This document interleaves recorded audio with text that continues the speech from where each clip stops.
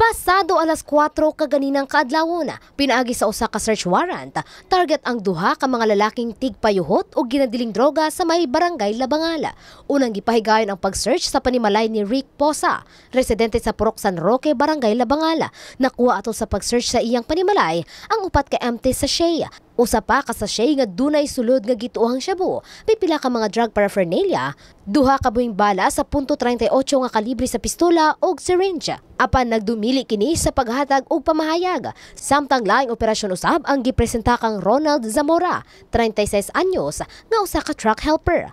Nakuha sa iyang panimalay ang pipila ka mga drug paraphernalia ug usa ka empty sachet nga posibleng gisudlan og shabu tungod sa mga residue nga nakita.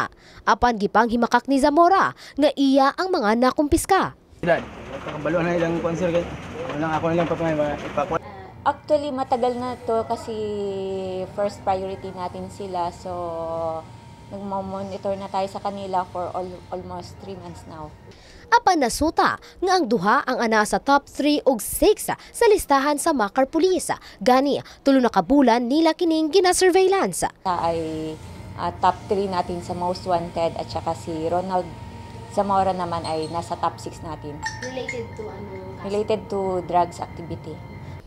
Sa karon, nakaditina na ang mga dinakpan sa Makar lock-up cell samtang posibleng atubangon nila ang kalapasan sa Sections 11 and 12 ilawom sa Republic Act 9165 kon Comprehensive Dangerous Drugs Act of 2002.